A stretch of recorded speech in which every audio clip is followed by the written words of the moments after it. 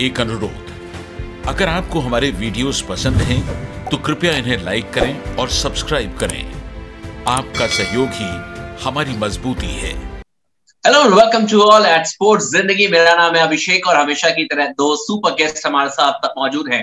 And what a super week this was in English Premier League. और मेरे साथ जो गेस्ट है उसमें Rajat Sen Gupta sir, international football commentator, और जतिन भी मौजूद है, फुटबॉल एनालिस्ट। और बात करेंगे, सबसे पहले जतिन आपके पास आना चाहूंगा। काफी इंटरेस्टिंग वीक रहा यार इस बार, क्योंकि देखिए सरप्राइजेस देखने को मिले। मैनचेस्टर यूनाइटेड का मैनचेस्टर सिटी से ड्रॉ, चेल्सी का हार जाना एवर्टन से, लिवरपूल का सरवाइव करना फुलहम के अगेंस्ट, आर्सेनल का बर्नले के अगेंस्ट हारना। इसके अलावा आप देखिए टॉटनहम का जो मुकाबला था वो भी ड्रॉ रहा है क्रिस्टल पैलेस के अगेंस्ट। तो काफी सरप्राइजिंग वीक रहा जतिन इस बार। हाँ, देखा जाए तो टॉटनहम, मुझे तो लग रहा था फर्स्ट हाफ के बाद निकी कर जाएगा रिजल्ट, मतलब अच्छे से मैच जीत ही जाएंगे। सेकंड हाफ में लग रहा था, बट जिस तरीके से पैलेस ने अटैक पर अटैक बेंटेक ने फिजिकल अपनी एबिलिटी को सुप्रीम लेवल पे यूज किया, और सेट पीसेस में तो टॉटनहम बहुत ही वनरेबल नजर आई। अदरवाइज तो मे बी वो 3 पॉइंट्स ले जा सकते थे। अच्छी बात इनके लिए होगी कि लिवरपूल ने भी ड्रॉ खेल लिया।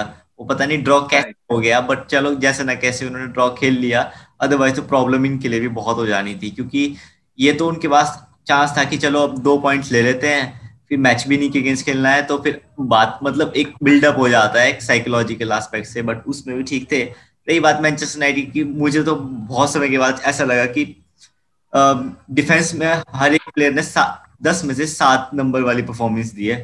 पहली बार शायद में हुआ होगा, तो उस एस्पेक्ट से तो अच्छा है। But at the end of the day वही है। और मैं आर्सेनल का तो हमें एक ही बात बोलता हूँ कि हमेशा उनको ट्रांसफर मार्केट में ये देखना चाहिए कि कौन सा प्लेयर फ्री है। जो प्लेयर उसको खरीद लो, जो प्लेयर क्वालिटी का है, क्योंकि 90 मिलियन से ज्यादा ये लोग खर्च करेंगे नहीं on an average her season. उसमें कुछ होने नहीं वाला है। 2 प्लेयर में गिना सकता हूं जो अच्छे हैं, बाकी इनके अप्स एंड डाउन तो मैनचेस्टर यूनाइटेड से ज्यादा ही आएंगे अगर इनका कोई पर्पल पैच नहीं आता है, क्योंकि आप इन्वेस्टमेंट नहीं करोगे। आर्सेनल का क्लियर है, आर्सेनल समर हारेगी, अपना सीजन हारेगी हमेशा ट्रांसफर मार्केट में। एटलीस्ट मैनचेस्टर यूनाइटेड ये की खर्च कर आपने एक एपिसोड में बहुत अच्छी बात भी कही थी, क्योंकि आर्सेनल की जो टीम है वो टोटली डिपेंड करती है कि जो उनके स्पेक्टेटर्स आते हैं मुकाबले में, और उससे जो रेवेन्यू जनरेट होता है उससे। लेकिन ये साल ही उनके लिए काफी खराब रहा। रजत सेन गुप्ता सर, आपके पास आना चाहूंगा। बड़ा मैच खेला गया यूनाइटेड वर्सेस मैनचेस्टर सिटी के बीच में, पेप गार्डियोला और ओले गुनार सोल्शायर। लग रहा था कि टेक्निकली बहुत साउंड मुकाबला होगा, लेकिन क्रेडिट देना पड़ेगा मैनचेस्टर यूनाइटेड की टीम को। दो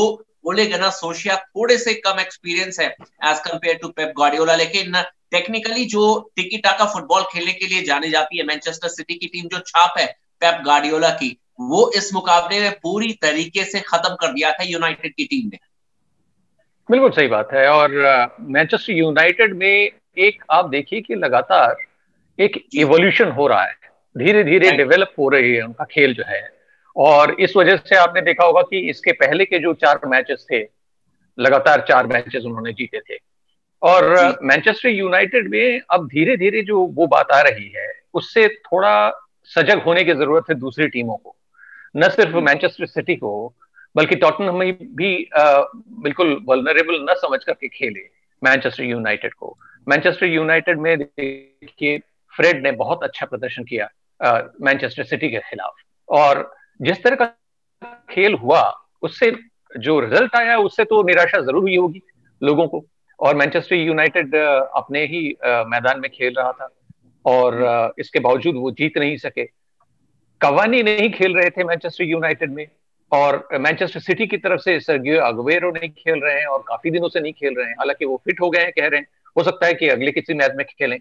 लेकिन एक बात मैं देखूंगा और कहता हूं कि ये इन दोनों का जो मैच था, जो मैनचेस्टर डर्बी, और इसमें जो एक्साइटमेंट होना चाहिए था, जो इंटेंसिटी होनी चाहिए थी, और जो एक इनोवेटिवनेस होना चाहिए था फॉरवर्ड्स में, वो देखने को नहीं मिला। अब आप देखिए इस पूरे जितने भी मुकाबले हो रहे हैं अभी फिलहाल इस चरण में, जबकि 12वें वीक का खेल खत्म हो गया, तो ये कहा जा सकता है कि जितनी भी टीमें हैं, चाहे वो कितनी भी नामची खिलाड़ी क्यों ना खेल रहे हो, बहुत अच्छी टीमें क्यों ना हो, उनको गोल करने में बड़ी दिक्कत आ रही है। क्योंकि ये जो फाइनल थर्ड में जाकर के अपने बैलेंस को बरकरार रखना, होशो हवास को बिल्कुल बरकरार रखना, और उसके बाद किस तरह से इनोवेट करके आपको गोल तक गेंद को पहुंचाना है। ऑन टारगेट शॉट्स नहीं हो रहे हैं, गोल की तरफ शॉट्स तो ले रहे हैं आप, ऑन टारगेट शॉट्स बहुत कम हो रहे हैं, और जो हो रहे हैं उसमें खास बात ये है अभिषेक, कि उसमें आप देखिए कि जितने गोलकीपर्स हैं वो कमाल का प्रदर्शन कर रहे हैं, चाहे वो मैनचेस्टर यूनाइटेड गोलकीपर हो, चाहे वो मैनचेस्टर सिटी के खिलाड़ी हो, टॉटनहम के हो, बहुत जबरदस्त खेल दिखा रहे हैं। तो उस मुकाबले में भी अगर देखेंगे सर कि जब मैनचेस्टर सिटी और मैनचेस्टर यूनाइटेड का मैच हुआ था, बिल्कुल सही कहा आपने, थोड़ा बहुत पलड़ा जो है मेरे ख्याल से यूनाइटेड की टीम ने ही बेटर अटैक किया था। पॉल पोग्बा के पास चांसेस आए थे, रहीम स्टर्लिंग जो कि सबसे बड़े अटैकर हैं सिटी के, in the absent of Sergio Agüero, वो बिल्कुल फ्लॉप हो गए और आज तक मैनचेस्टर डार्बी में कोई उन्होंने गोल भी नहीं किया है। जतिन आपके पास आना चाहूंगा, लिवरपूल का मुकाबला था फुलम के अगेंस्ट, और फुलम की टीम ने जैसा परफॉर्मेंस किया था वैसे भी देखिए आखिरी 3 में आ रही थी और ऐसे लग रहा था कि लिवरपूल की टीम केक वॉक करेगी, 3 पॉइंट लेकर जाएगी, लेकिन magnificent performance by Fulham team. और मेरे ख्याल से तो शुरुआती 35 मिनट तक जो मैच हम लोग देख रहे थे, शुरुआती 35 मिनट तक ऐसा लग रहा था कि लिवरपूल की टीम सो गई है और फुलम की टीम बिल्कुल चैंपियन की तरह खेलती हुई नजर आई। लिवरपूल की टीम इनफैक्ट मेरे ख्याल से सर्वाइव की है फुलम के अगेंस्ट। जतिन हाँ, सरवाइव ही की है, क्योंकि जब लिवरपूल की आप स्टेबिलिटी देखते हो तो ऐसा लगता है कि नहीं यार, इनको ऐसा परफॉर्मेंस तो नहीं देना चाहिए। बट मुझे बात लगती है कि जिस तरीके की इंजरी इनके पास है इस समय, जितने टॉप प्लेयर्स इनके इंजर्ड है, प्लस जिस तरीके से इन्होंने परफॉर्मेंस दी है, वो इतनी बुरी भी नहीं है देखा जाए। हाँ, बुरी तब हो सकती है अगर आप टॉटनहम के अगेंस्ट क्रूशियल मैचेस में हारोगे, तब पड़ेगी, because at the end of the day fluctuation तो सभी टीम पे है। लिवरपूल फैंस को पॉजिटिव वे में क्या लेना चाहिए कि आपको दिखना चाहिए कि सर एलेक्स फर्ग्यूसन की टीम्स भी कितनी अच्छी होती रही, बायर लेवरकुसेन के अगेंस्ट आ जाते थे चैंपियंस लीग में। अरे भैया, आप बायर लेवरकुसेन के अगेंस्ट कैसे आ सकते हो चैंपियंस लीग में? ये तो शुक्र है उस समय यूट्यूब नहीं होता था, अदरवाइज लोगों ने वही बात उस समय भी बोलनी थी जो इनके बारे में बोल रहे हैं। इन लोगों को खुश रहना चाहिए कि इनकी टीम स्टेबल है।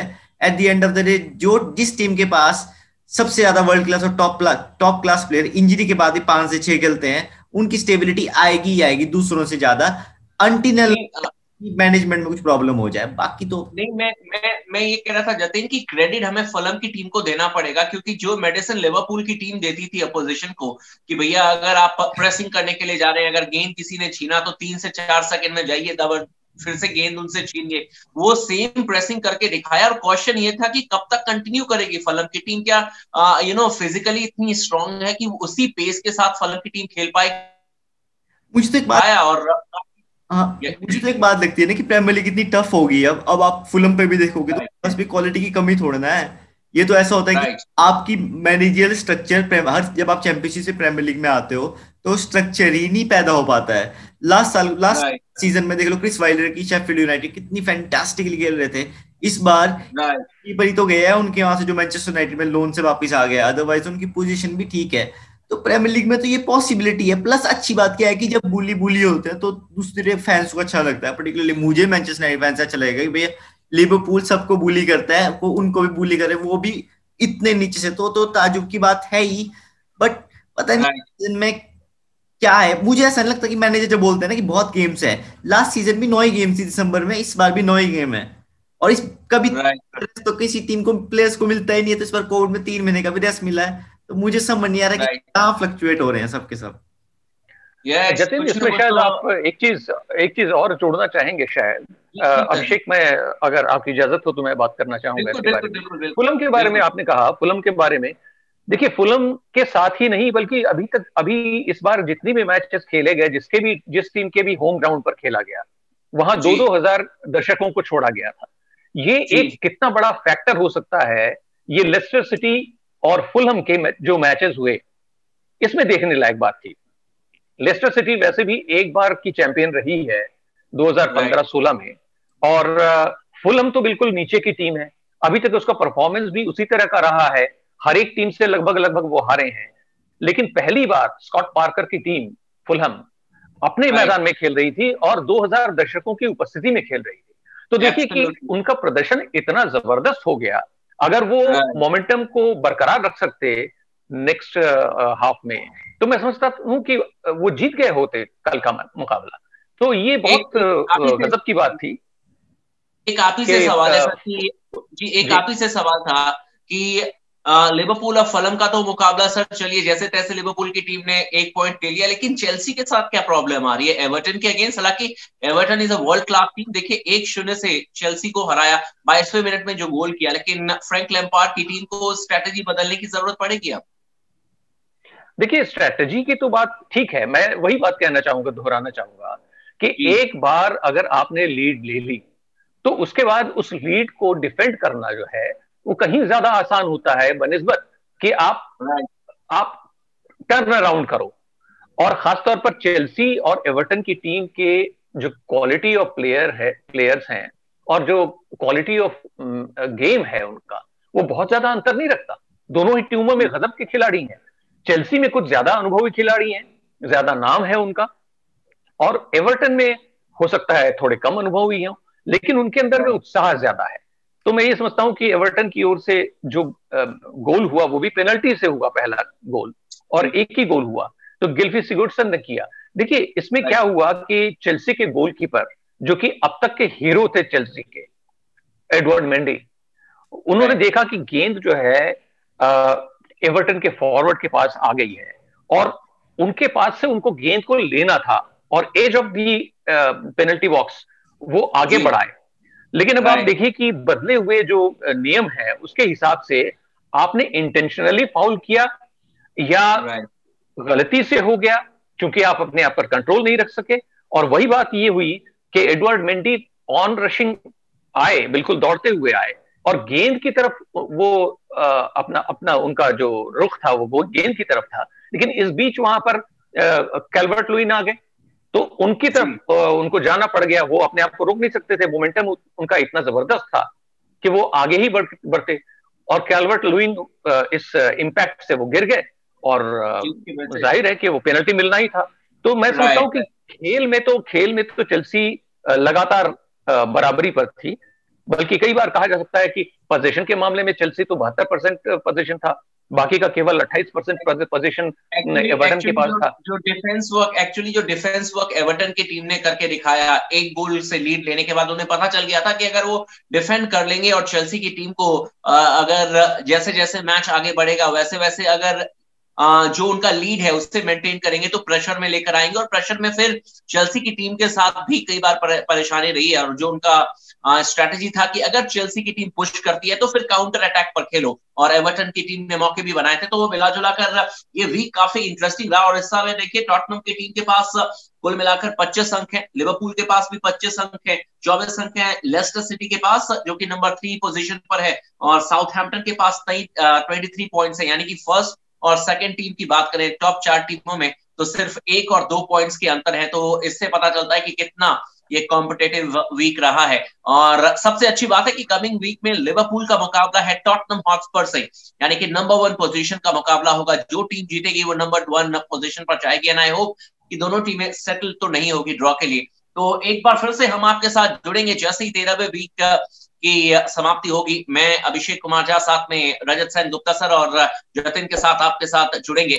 लेकिन तमाम लोग जो इस समय हमें देख रहे हैं, आप सभी से रिक्वेस्ट है कि आप इस वीडियो को लाइक कर दीजिएगा, चैनल को सब्सक्राइब करते रहिएगा। और अगर आपको लगता है कि हम ISL यानी कि इंडियन सुपर लीग पर भी वीडियो बनाएं और इसी पैनल के साथ आए तो आप कमेंट कीजिए और हमें बताइए। अगर आप चाहते हैं तो हम उस पर भी डिस्कशन करेंगे और उस पर भी वीडियो बनाएंगे। तब तक के लिए बहुत बहुत धन्यवाद।